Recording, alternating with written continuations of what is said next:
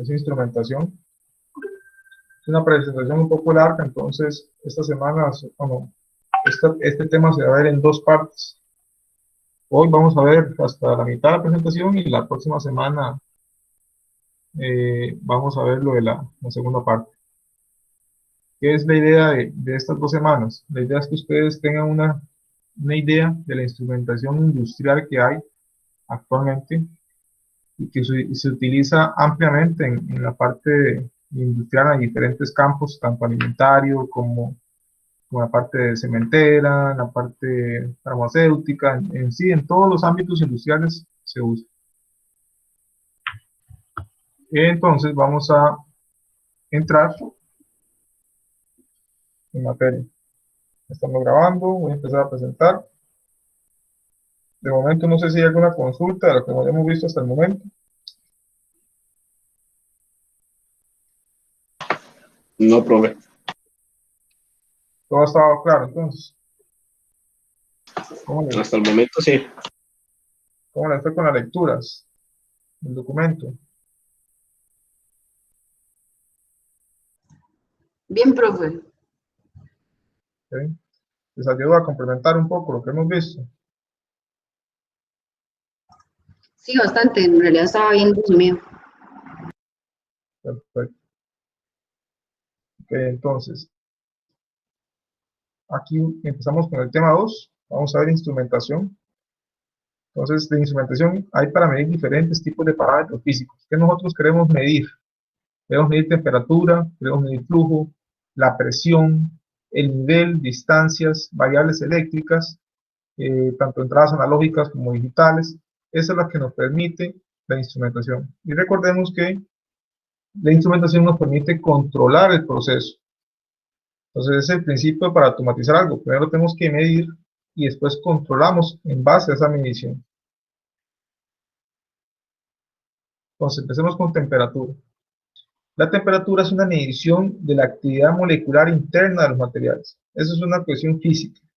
Al final, la temperatura es una consecuencia de la actividad molecular, cuando ellas están vibrando. Entonces, ¿por qué medir temperatura? Porque la temperatura afecta la calidad del producto y el rendimiento en caso de reacciones químicas. Por ejemplo, cuando estamos haciendo una reacción química en una farmacéutica, ocupamos medir la temperatura de esas reacciones, de esos compuestos. También para ver la eficiencia, que es la exactitud de la medición de temperatura, se traduce en eficiencia. Ya le hemos hablado un poco acerca del tema de los aires acondicionados, por ejemplo, con el presostato y el termostato. En el caso del termostato, medimos la temperatura ambiente para controlarla. De nada nos sirve que un aire esté siempre a full, porque primero el cuarto va a estar muy frío, la gente también se va a estar muriendo de frío y no va a estar en la etapa de confort, sino que va a estar haciendo más esfuerzo energético y al final no estamos alcanzando el objetivo. Seguridad, obviamente, en algunos procesos la temperatura, si no es controlada, puede producir explosiones. Entonces, esto es un factor de seguridad. Por ejemplo, en las calderas constantemente se mide la temperatura del agua, así como en otros procesos. La transferencia, en este caso, ver la cantidad de material contenido en un gas, es inversamente proporcional a la temperatura. Esto también es algo muy importante. Igualmente en las calderas con el tema del vapor. El vapor se mide la temperatura para saber si es un vapor saturado o sobresaturado, y ahí sí vemos la calidad de ese vapor. Entonces, vemos que la temperatura se mide para muchísimas actividades y es sumamente importante en la parte de automatización. ¿Cuáles son las escalas para medir temperatura? Bueno, tenemos Fahrenheit, que es la unidad gringa, Celsius, que es la que está en el Sistema Internacional de Unidades, y el Kelvin. Más bien, el Celsius no está, el Kelvin, que está en el sistema ahí.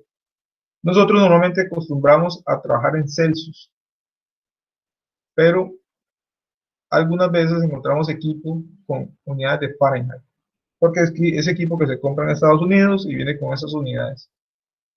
Lo que es Kelvin, eso sí, ustedes no van a encontrar normalmente, no van a encontrar equipo que esté en Kelvin. Normalmente está en uno de estos dos. ¿Cuáles son los equipos que utilizamos para medir temperatura? Uno de esos equipos es la RTD. La RTD es un elemento que presenta todos los metales presentan un cambio positivo en la resistencia frente a un cambio positivo en la temperatura. Eso quiere decir que si aumenta la temperatura, aumenta la resistencia. Este fenómeno es conocido como termoresistencia. Entonces, para ser usados como elementos de medición, una RTD es necesario que el metal o la aleación tengan las siguientes características.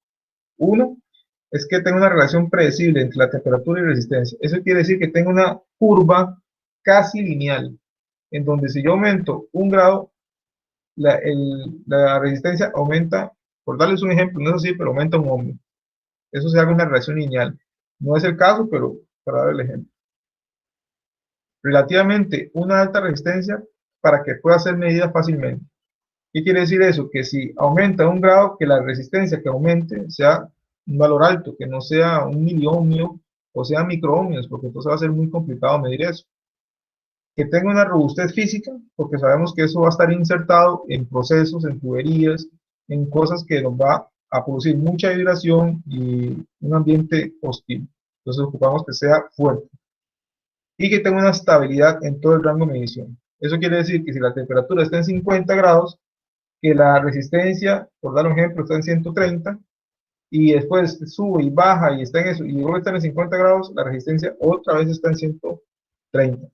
¿Qué quiere decir eso? Que hay una estabilidad, que el sistema no se pierde, por decirlo como coloquial, sino que es estable, es preciso y tiene cierta exactitud.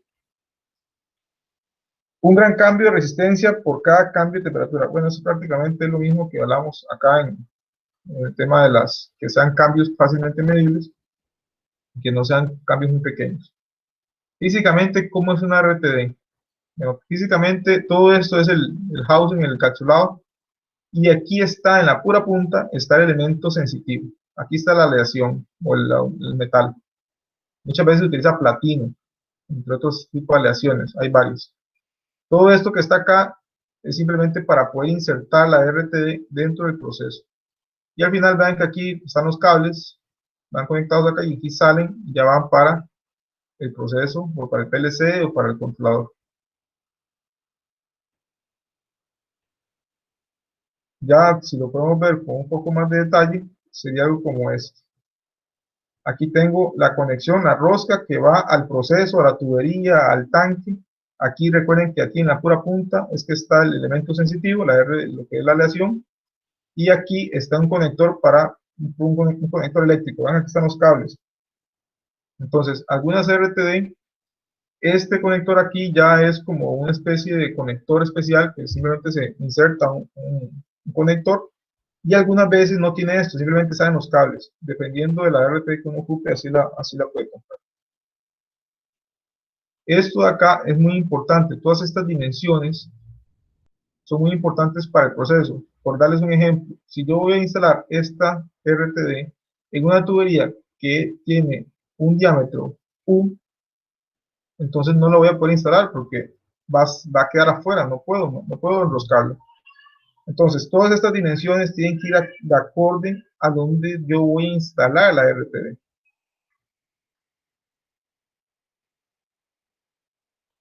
Profe, ¿qué es lo que se busca? Que quede como en medio del tubo, algo así, o no, con tal de que entre nada más.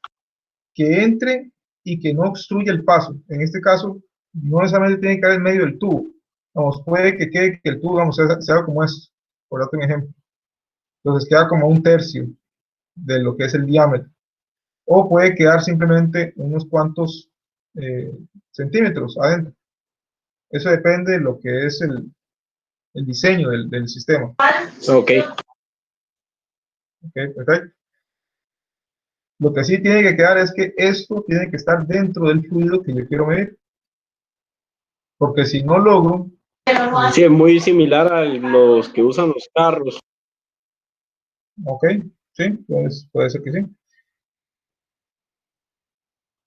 Hay otro tipo que es más económico, dependiendo, ¿verdad? Porque también hay marcas de marcas y precios de precios, que se llama termocupla.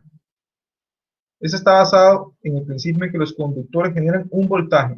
Vean que el otro era una resistencia. Este es un voltaje cuando están sujetos a cambio de temperatura. Este voltaje son microvoltios. es un voltaje muy pequeño, pero al final eso tiene una relación casi lineal. Conforme aumenta la temperatura, aumenta ese voltaje. Entonces, ahí aprovechamos la termocupla. Se tienen tres tipos de elementos de sensado: platino, cobre y níquel. Dependiendo del precio, dependiendo de lo que yo quiera pagar, así es el tipo de termocupla. ¿Cómo son las curvas? Vean que yo les dije a ustedes casi lineal, ¿verdad? Aquí se muestran los ejemplos. Vean que casi todas pasan o cruzan por un cero, aquí cuando está 0 grados. Aquí está Celsius, está Fahrenheit, aquí está 0. Vamos a trabajar con Celsius, que es la unidad que más estamos acostumbrados. Y vean que aquí se comportan diferente si es platino, si es de cobre, si es de níquel, si es esta de báltico. Esa no la conozco, no he escuchado hablar mucho de eso. Pero vean que cómo se comporta la resistencia relativa conforme aumenta la temperatura. Y al final esto se traduce en los milivoltios.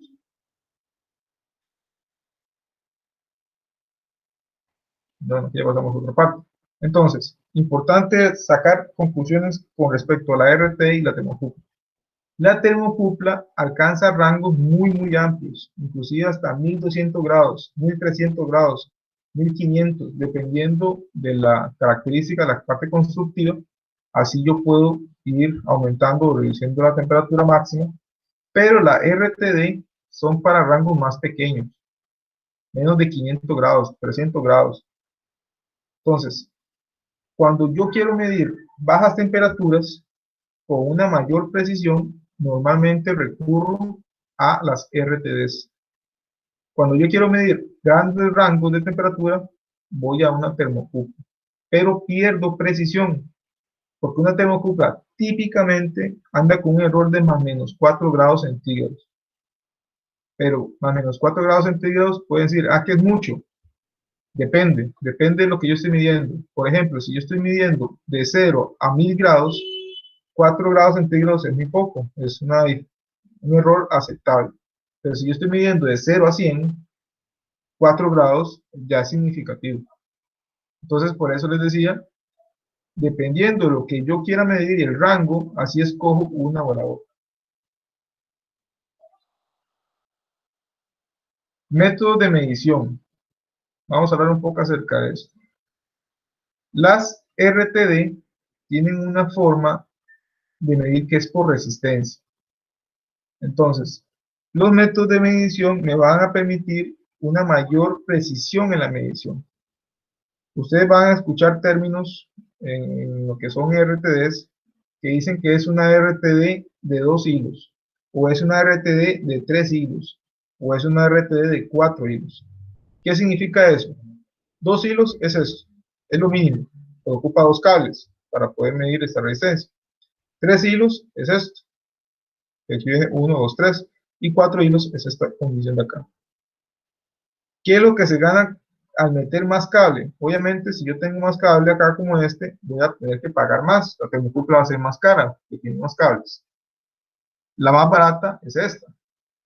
Pero al ser más barato, también tengo asociado un error. Por darles un ejemplo, esta es la RTD, y la RTD me está midiendo 100 ohmios.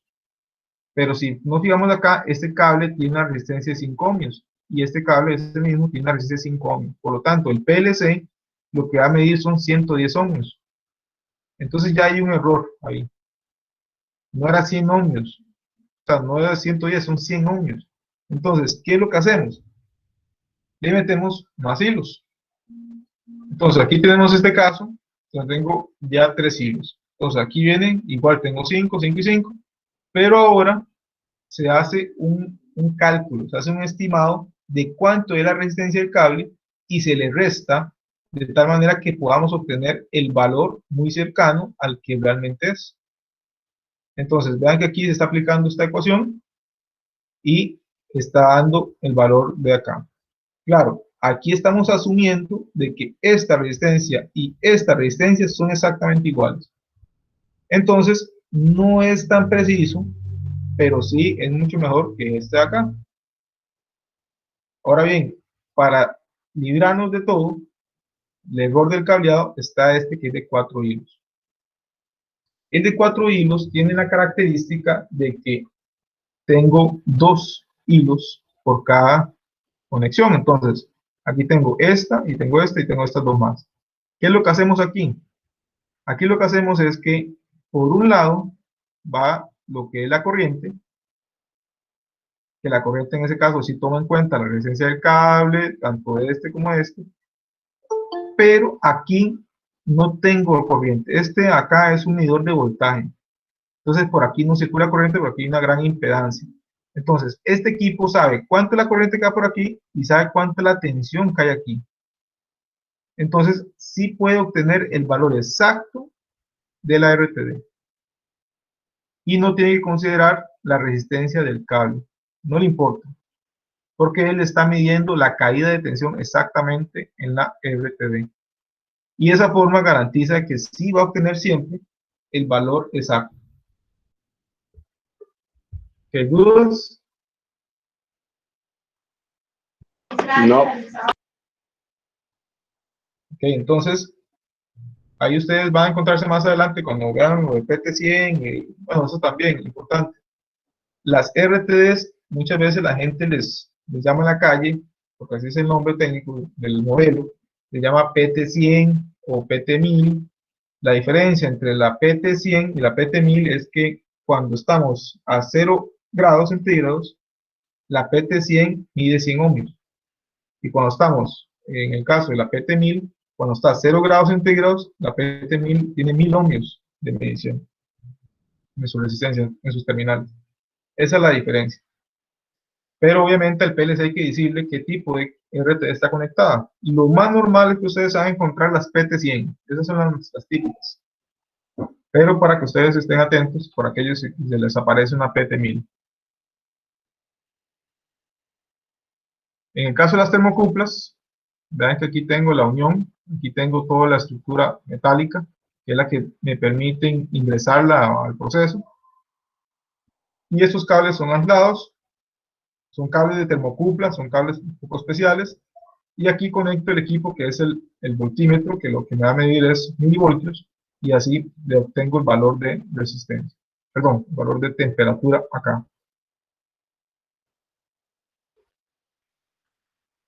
Esos son los diferentes tipos que se pueden encontrar. Hay unas que lo que hacen es agarrar los dos cables y ahí los emparejan. Hay otros que vienen ya con este tipo de conexión tipo bulbo. Y las que son más comunes es de este punto, que tienen aquí un punto de unión, una soldadura especial. Y ya con eso se logra termocupla.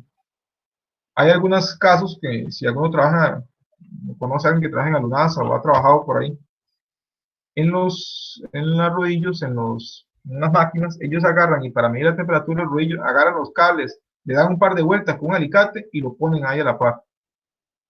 Claro, eso funciona, pero tiene un error mucho mayor que si tuviéramos una termocupla ya hecha y fabricada con algo como esto. Entonces, para que si alguna vez ven eso, no se vayan a extrañar y vayan a pensar que raro, ¿cómo esa gente está midiendo temperatura con ese par de cables enrollados? Es que es esta configuración. Okay, aquí viene un resumen de lo que un poco que he mencionado. Ventajas de la RTD, ventajas de las termocuplas. Las RTD tienen una mayor exactitud y repetitividad. Eso quiere decir que a la misma temperatura tienen la misma resistencia. Aunque cuando yo la suba o le baje y después cuando vuelva a la misma temperatura, tengo la misma resistencia. Eso es repetitividad. La RTD es menos susceptible al ruido porque no está con un tema de milivoltios. Entonces con el ruido eléctrico no se ve afectado. Tiene una mayor linealidad, es más lineal la curva. La desviación de la RT es predecible, no necesita extensiones especiales, simplemente es un cable cualquiera, ojalá que un cable con baja resistencia, y puede ser recalibrada. O sea, yo puedo sacar cuánto fue el error y meterle ese error de PLC para que lo quite. Las termocuplas se utilizan para altas temperaturas, que eso ya lo mencionamos. Es un 20% más barata. Eso depende un poco de la marca, pero digamos que normalmente sí. Tiene un tiempo de respuesta más rápido. Es cierto, es más rápida para responder a cambios de temperatura. Es más confiable en altas vibraciones, que es correcto, porque al final vean que Esto es simplemente soldadura, mientras que la RTD ya es un poco más sensible, entonces no es tan robusta y es menos susceptible a la contaminación. También es una cuestión ya de su fabricación.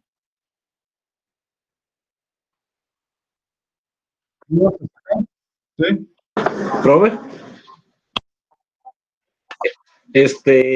no sé si estoy equivocado, pero si no me equivoco, algunos testers, por ejemplo, yo tengo un trooper y él venía con una sonda para medir temperatura. Eso sería como una termocupla, porque son dos cablecillos ahí que nada más traen como soldada la Es punta. correcto, eso es una termocupla. Y digamos que es una termocupla de la más barata, ¿verdad? Eso lo puedes usar para medir cosas sencillas en tu casa, ahí, que la temperatura no sé, de la plancha, una cosa así, pero ya cuando vas a un ambiente industrial, ya sí no te va a funcionar tan bien, pero igual le sirve para hacer pruebas. ¿Sí? Y correcto, Sí, sí, sí, es digamos, yo una más que para medir la temperatura del agua. exacto, ese tipo de cosas. Eh, y los testes, algunos, no todos, pero sí algunos sí traen esa conexión, que incluso vos puedes agarrar una termocupla industrial, lo único que tienes que verificar es que sea del mismo tipo que está configurada en el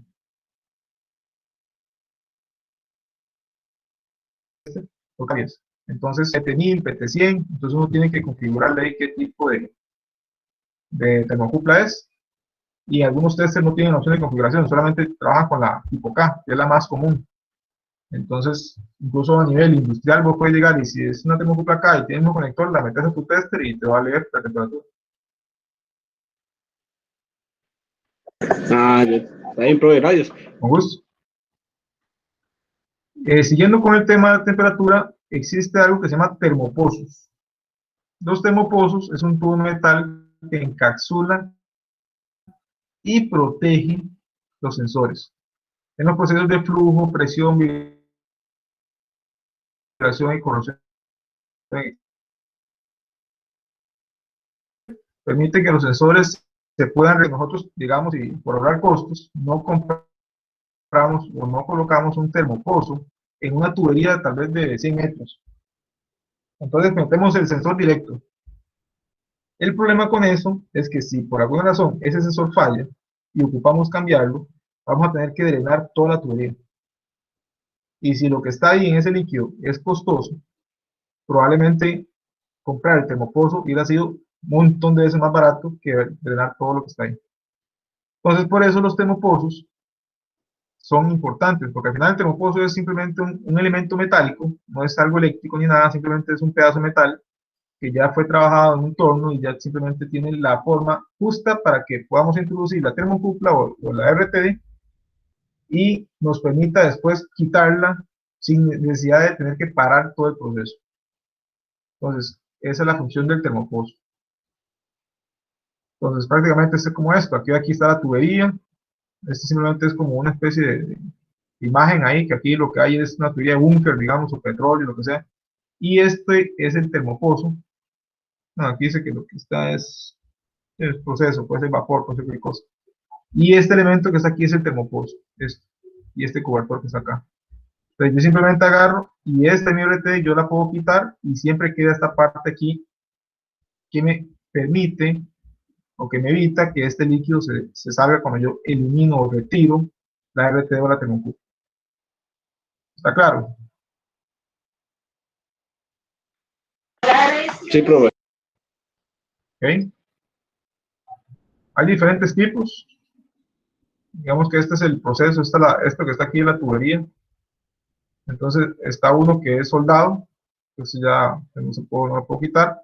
Hay otros que son con flange, dicen flanger, que es una estructura circular que nos permite con tornillos aquí pegar la estructura. O algunas veces viene soldado con un niple, entonces simplemente viene ahí el flanger y pegamos flanger con flanger. Hay otras veces que es roscado, entonces como este que está acá. Hay de diferentes tipos de termopozos. Al final es simplemente un elemento metálico que evita tener que evita que el líquido o el vapor o lo que está aquí dentro de la tubería o el tanque pueda salirse cuando yo retiro la termocupla. Entonces, ese nos permite esa ventaja.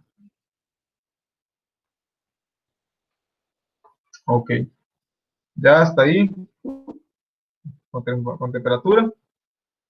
Aquí mostrarles un poco de cómo es el montaje de lo que es las RTDs en sí y la parte de la electrónica de la RTD como tal.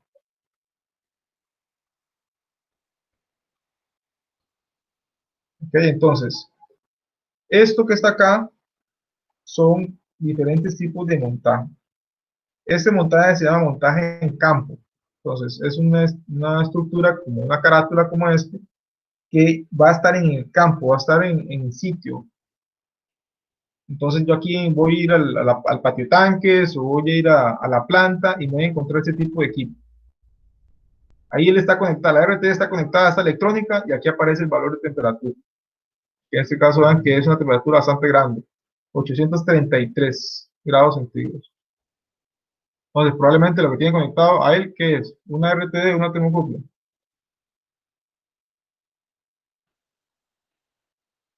Una RTD Pro. Vean que el rango es muy alto. Termocupla. Correcto. Probablemente tenga una termocupla conectada. Después tengo este tipo de equipos que es de montaje en la cabeza, que si volvemos un poco acá, esto son que va aquí interno. Entonces yo le quito esta tapa y lo que me puedo encontrar es esto. ¿Y esto qué es? Este es un convertidor que pasa de una conexión de RTD, que va aquí la RTD, vean que aquí tiene para 4 hilos, pero si yo quiero 2 hilos, solo conecto esos 2. Y aquí me sale con una señal de 420 miliamperios, una señal de corriente. Es un convertidor. Y ya aquí va para el PLC o para el controlador. Y también tengo este otro, que es de montaje en riel, que este que está aquí atrás se llama riel DIN. Este riel es muy común en la parte de automatización, se usa mucho en los paneles para el montaje de lo que es los equipos. Entonces vemos que aquí tengo este equipo que aquí por algún lado conecto el RT y por otro lado sale ahí los 420 miliamperios, probablemente, o sale algún tipo de señal hacia el PLC, ya sea por comunicación o por señal analógica. Esos son los diferentes tipos de montaje de la electrónica. Ok, pasemos ahora a flujo. El flujo o caudal es la cantidad de fluido que está en movimiento por una unidad de tiempo. Un fluido es cualquier sustancia que pueda fluir y este término se aplica tanto a líquidos como a gases. Cuando yo mido flujo, puedo también llegar a medir cuánto fue el consumo. Entonces, por darles un ejemplo que todos tenemos en nuestras casas, ¿cómo mide la IA nuestro consumo de agua?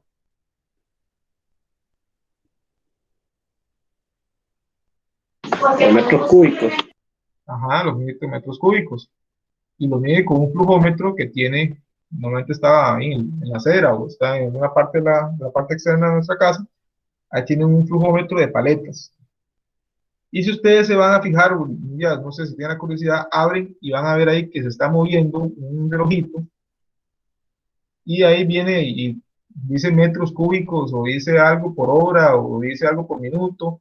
Eso es flujo. Y ya más abajo viene y dice metros cúbicos, que ya es un acumulador. Entonces, el flujo es el fluido que se está en movimiento. ¿Cuánto fluido se está en movimiento en una unidad de tiempo? Entonces, típicamente es metros cúbicos por hora o metros cúbicos por minuto, si fuera muchísimo flujo. O litros por segundo o litros por minuto. Siempre es una cantidad de fluido por una unidad de tiempo. Y normalmente eso nos interesa mucho, medir el flujo, por diferentes razones, tanto para control de proceso, para control de llenado, para dosificación, entre muchas cosas. Cuando ustedes tienen ahí un proceso donde tienen que tener una receta que dice 20 litros del producto A, más 20 litros del producto B, más 30 litros del producto C. Todo eso tiene que llegar a una mezcladora. Entonces, ¿cómo vamos a medir los 20 litros? ¿Cómo vamos a medir los 30 litros, los 20, lo que sea? Ocupamos un flujómetro. Y para eso existen varias tecnologías. Están flujómetros volumétricos, que lo que miden es el volumen, y están flujómetros másicos, que lo que miden es la masa. ¿Cuáles son los que nosotros comúnmente conocemos y que tenemos como caso de la IA? Ese tipo volumétrico, mide volumen. ¿Cuáles son unidades de volumen?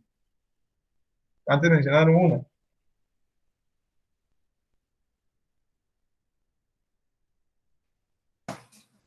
Metro cúbico. Metro cúbico. Exacto, el metro cúbico. Otra unidad de volumen.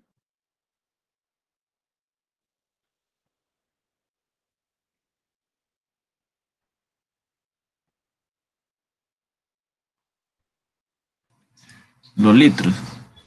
Exacto. Entonces, eso es volumen. El volumen es lo que ocupa, lo que se ocupa en un recipiente. Esas unidades de volumen son litros, son centímetros cúbicos, son metros cúbicos, todo eso nos mide el volumen. En cambio, másico, lo que nos va a dar es masa, es kilogramos. Kilogramos, libras, todo ese tipo de unidades. En volumétrico tenemos tres tipos. Uno que se llama dP, que es por diferencial de presión, otro que es por velocidad y otro que se llama por desplazamiento positivo, que son las famosas ruedas ovaladas. Por dP, o diferencial de presión, tenemos lo que es placa de orificio, tubo pilot, elemento de cuña, tubo Venturi, entre muchas opciones para medir lo que es por dP, por diferencial de presión. Ahorita vamos a ver un poco cada una de ellas. Por velocidad tengo el magnético, pero ocupa que el fluido tenga ciertas características. El vortex, que lo que mide es como ¿cómo se llama esto? Los remolinos, esa es la palabra, los remolinos que se forman al tener un obstáculo. Y tengo este que es por turbinita, que es el que tiene como el IA, que nosotros conocemos más. También tengo ultrasónicos, que tiene dos opciones, que es el tiempo de vuelo y el efecto Doppler. El efecto Doppler, si ustedes han escuchado algo sobre eso, o no sé si han escuchado el ejemplo de la ambulancia, que cuando ustedes escuchan la ambulancia, el sonido de la ambulancia es diferente cuando viene hacia ustedes que cuando se va alejando de ustedes. Eso es el efecto Doppler. Al final el sonido es el mismo, pero como se va desplazando de forma diferente, entonces ese es el efecto Doppler que se hace con ultrasónico. Y después el desplazamiento hacia, ya la vimos, y en másico tengo Coriolis, que es el más preciso, es el método que se usa más para lo que es medición de combustibles. Por ejemplo, todo lo que se mide el recope, bueno, el recope, la última vez creo que usaba volumétricos, pero, por ejemplo, Garavito, el ICE usa Coriolis para medir todo el consumo de combustible, o la entrada de combustible a la planta. Y también existe el térmico, pero el térmico no es tan preciso como el Coriolis. ¿Qué es el detalle con el Coriolis? Que es muy caro. Por darles un ejemplo, un flujómetro de turbina puede costar $100, $200, dependiendo, hasta $1000, pero el de Coriolis no baja de $5000. Uno de media pulgada, como el que tenemos como el que ocuparíamos para medir el consumo en nuestras casas. Entonces ya saben ustedes por qué el IA usa esto y no usa esto. Obviamente la precisión es mucho mayor el de Coriolis, pero el costo es muy elevado. ¿Dudas hasta acá? Ya vamos por la mitad de la clase de hoy. No, pero Está claro, está claro. Ok. Vamos con los sensores de dP, que son diferenciales de presión. Son los instrumentos más utilizados en la industria porque son más baratos. Y digamos que la instalación es muy sencilla y no dan mucho problema. Miden un diferencial de presión, un delta P, causado por la obstrucción de la corriente en el fluido. El delta P es la diferencia de presión entre el punto antes de la obstrucción y un punto después. Este tipo de funciones basados en el principio de continuidad de Bernoulli y dice que la velocidad de un fluido incrementa cuando pasa por una obstrucción. Entonces, esta es la fórmula. Esto es el caudal. Esto es una K, que es una constante, y este es el diferencial de presión. Entonces, típicamente funciona como esto. Vean que aquí es una placa que yo meto dentro de la tubería y mido la presión antes y la presión después. Y aplico esta fórmula y así obtengo el flujo. ¿Cuál es el problema con esto? El problema con esto es que yo estoy obstruyendo la tubería. Entonces, si yo ocupo que la presión que llegue al final sea una presión muy similar a la que está acá, ya esto no me sirve. Creo que aquí estoy haciendo una obstrucción, entonces va a haber una pérdida de presión. Pero si a mí no me importa eso, no me afecta en el proceso, entonces yo puedo utilizar este tipo de equipo. Profe, ¿Sí? disculpa, ahí en esa imagen, ¿dónde está ubicada esa placa? Aquí. Ah, ok. Puede ser que solamente tenga un orificio grande, o puede ser que tenga así orificios pequeñitos como este. Si yo cambio, vamos, pongo una que tenga agujero grande, tiene un factor K, digamos que vale 10. Si yo pongo esta otra, ya K no vale 10, vale otro valor, 15, 20, lo que sea. Profe, a mayor, a, al, ¿cómo puedo decirlo? Como más presión si se hace más angosto el huequito, por decirlo así, ¿verdad? Más pequeño el hueco. ¿Sí? Va a haber una mayor caída de presión, entonces va a ser un mayor el delta. Entonces, dependiendo de los agujeros, así es el factor K. Pero también hay que tener en cuenta eso. Si yo hago un agujero muy pequeñito acá, la caída de presión va a ser muy alta y la presión aquí va a ser muy baja. Entonces ya ahí me puede generar problemas. Pero si yo hago un agujero muy grande acá, entonces la caída de presión va a ser muy pequeña y puede que no mida flujo de forma correcta. Entonces, todo es una ingeniería, ¿verdad?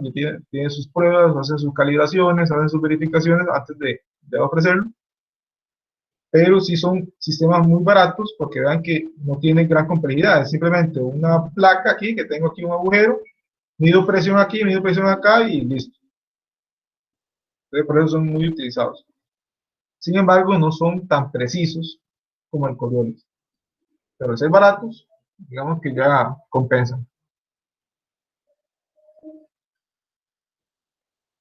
Este tipo otro que se llama Pitot o Anubar, que yo no he visto realmente instalaciones con este no conozco.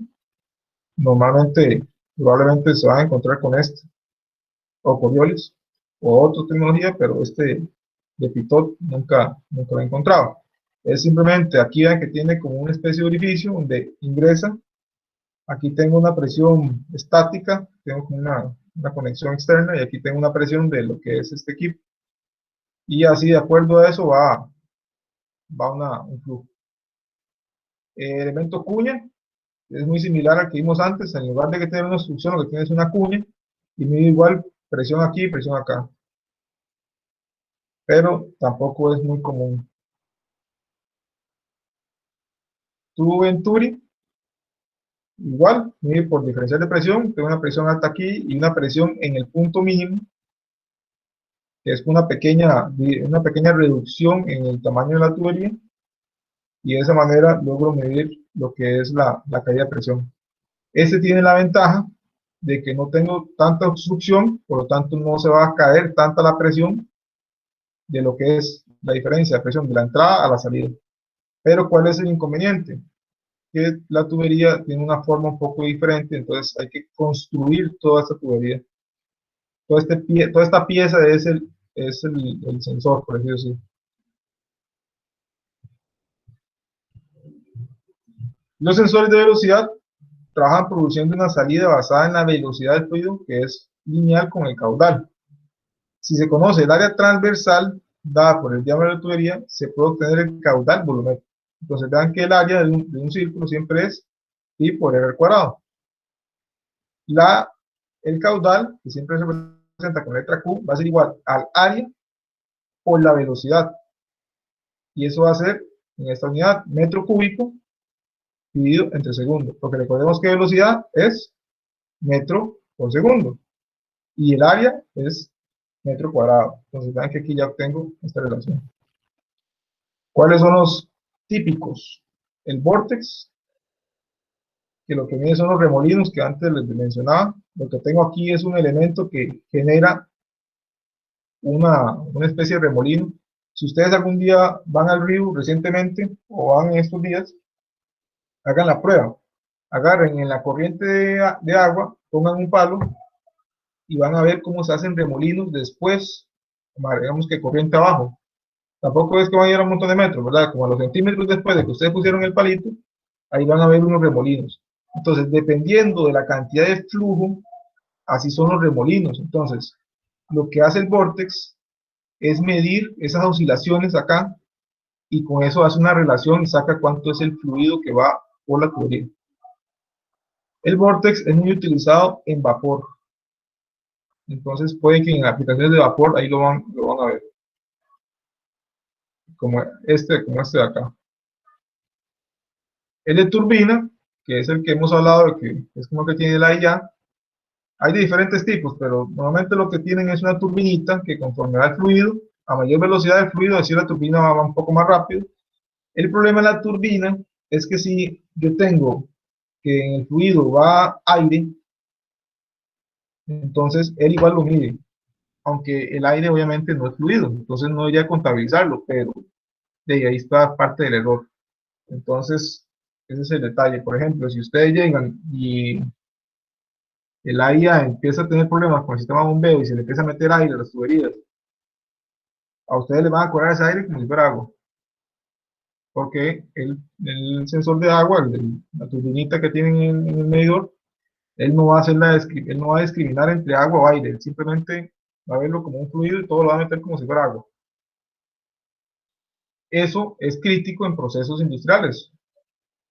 En el caso de consumo de agua, no tanto. Al final, que el AIA te cobre 1000 pesos más o te cobre un poquillo más, no es tanto, pero en un proceso industrial, ahí sí.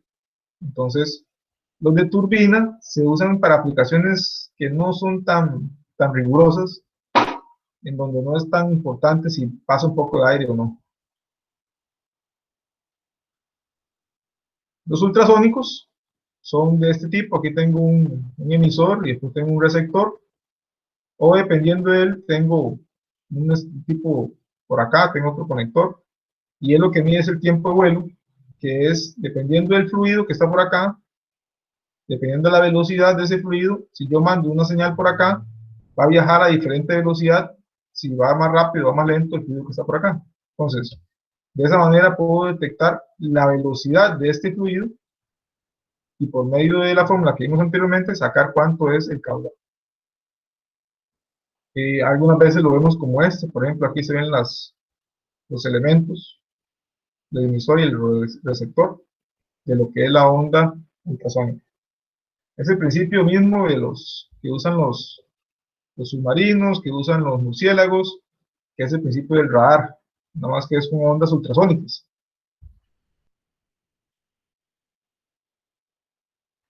El efecto Doppler, que era el que le mencionaba de la ambulancia, es un principio similar, va de acuerdo al fluido, dependiendo del fluido, dependiendo de estas partículas, así sean rebotes. Entonces aquí hay un transmisor y hay un receptor. Entonces dependiendo de la velocidad, así va a ser el efecto Doppler, y eso está relacionado con esa velocidad y por lo tanto puedo sacar cuánto es el caudal. Pero igual no es muy utilizado de este tipo. Yo no he visto ningún instalado de este tipo. ¿Qué es lo que van a encontrar ustedes más que todo en la industria? Van a encontrarse de esta turbina, de este vórtex y de este de placa orificio. Son los que van a encontrarse más en la calle. Ok, y vamos por el siguiente, que es de desplazamiento positivo.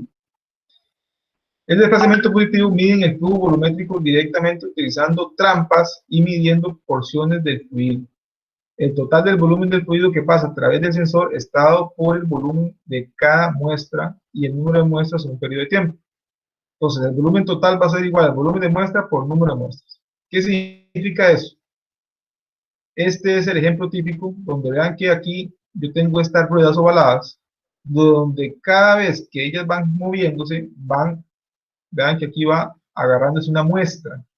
Esta muestra ya tiene un volumen específico porque ya está aquí un tamaño de esta estructura, entonces aquí digamos que mide medio litro, por darle un caso.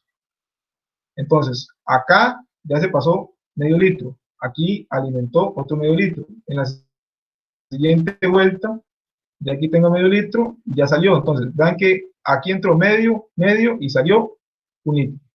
Entonces, él le está contando cada vuelta que dan estos elementos y así cuantifica cuánto es el volumen. ¿Cuál es el problema de esto? Igual que el de las paletas. Aquí puede ir agua, aquí puede ir aire. Pueden mezclar, él no se da cuenta. Entonces va a contabilizar tanto aire como fluido, ahí van mezclados. Este es muy utilizado en procesos como, por ejemplo, medición de combustible, lo en Garavito, en el caso que les doy el caso real, se utilizaba mucho en la parte de medición de combustible del consumo de las unidades. Entonces utilizaba ese tipo de ruedas. No era así exactamente, pero eran con unas paletas, pero igual era medición de volumen por este principio. ¿Cómo lo podemos ver? Cuando ustedes abren la tapa, van a encontrarse algo como esto. Aquí se ven las ruedas ovaladas. Profe, ¿y eso no los afecta el desgaste, profe? Es exacto, muy buen aporte. Este sensor, así como todos estos que tienen elementos internos, como este, y este, digamos que un poquillo menos, pero igual, y también este, y como tienen elementos internos, tienen desgaste. Sin embargo, los que tienen un movimiento constante, como este de acá, o como este que acabamos de ver, esto aquí tiene un movimiento constante, entonces empiezan a tener un desgaste mecánico. Entonces, después de cada tiempo, después de cada cantidad de litros o cantidad de metros cúbicos, el fabricante te dice, mira, después de 1.000.000 de metros cúbicos, cambia estos elementos, o cambia todo el flujómetro. En el caso de los de Garavito, si mal no recuerdo, era cada 4 millones de metros cúbicos que había que cambiar todo el elemento. Creo que el fabricante decía, ya el desgaste va a ser tal que tienes que cambiarlo. Eso también va a depender del fluido que estemos midiendo. Por ejemplo, si es agua o si es un combustible, es diferente, porque el combustible va a generar un mayor desgaste en los elementos, porque el combustible tiene también elementos, partículas metálicas, van internas, entonces eso tiene mayor desgaste. En cambio el agua no tiene tanto, pero igual, si el agua tiene mucha dureza, también va a generar problemas. Entonces, correcto, genera un desgaste al tener estas piezas que están en constante contacto, y cada cierto tiempo habrá que cambiarlos. Igual sucede con los flujómetros del AIA, volviendo al ejemplo, que ese es más cotidiano. Cada cierto tiempo el AIA debería cambiarlos, porque ya van a tener un desgaste. Sin embargo, sabemos que habrá casos donde el AIA no lo han cambiado en 20 años, pero al final debió haberse cambiado tal vez hace 5 o 10 años. Ok, vamos por sensores másicos. El flujo másico es la masa de un fluido que es transportada a través de una tubería de proceso por unidad de tiempo. Estos miden la masa del flujo directamente sin recurrir a cálculos utilizando el volumen o densidad, que eso es algo también muy importante. No hacen el cálculo, como en el caso de nosotros, que vemos que había unas fórmulas, sino que ellos obtienen la masa de forma directa. Entonces, al obtener la masa de forma directa, hay un menor error, porque en el caso anterior, si ustedes vieron las fórmulas, vamos a ver solo una para no hacer muy largo. Esta fórmula de acá, si esta área yo medí mal, entonces el flujo me va a dar mal. Si yo medí mal este radio, el área va a estar mal, y entonces esto va a estar mal, y entonces el flujo va a estar mal. Entonces hay un error de cálculo. Hay un error ahí que puede generar que la medición no sea tan precisa. En cambio, los sensores másicos lo miden directo. No hay ninguna ecuación, simplemente va directo. Entonces, por eso es que son más precisos. Las unidades típicas de flujo másico es kilogramo por segundo. Es la unidad, o en este caso libras por segundo, o kilogramos por minuto, o por hora. Ahí varía simplemente la unidad de tiempo. ¿Cuál es el máximo representante de los flujómetros másicos? El de Coriolis. ¿Cuál es el principio de funcionamiento del de Coriolis? Es un poco complicado, y por eso lo que les recomiendo es ver un video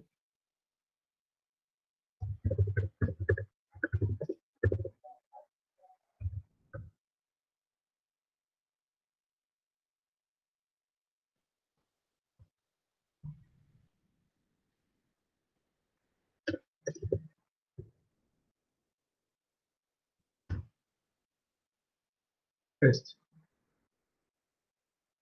Ahí lo voy a subir a la plataforma. Diseño excepcional. Ahí lo voy a subir a la plataforma para que ustedes lo puedan ahí revisar. Pero al final es un principio en donde se basa por un desplazamiento. Cuando yo tengo un fluido acá y yo empiezo a tener una bobina que empieza a oscilar, lo que hace una vibración, eso va a producir un cambio en la forma en que se genera esa vibración dependiendo del fluido, y por lo tanto tengo unas bobinas lectoras que están acá, que de acuerdo a la velocidad y la forma en que estén vibrando, así es el fluido.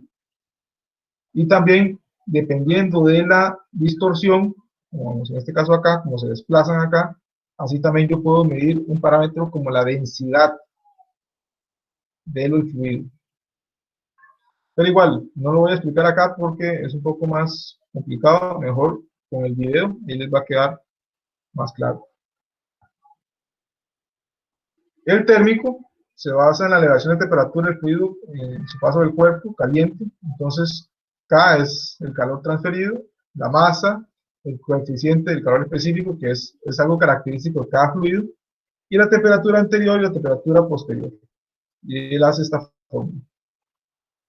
Pero no es algo muy utilizado por diferentes motivos, entre ellos este calor específico.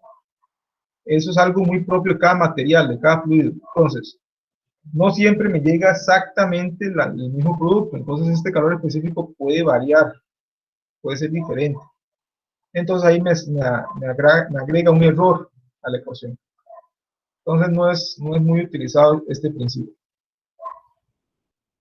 Pero igual existe.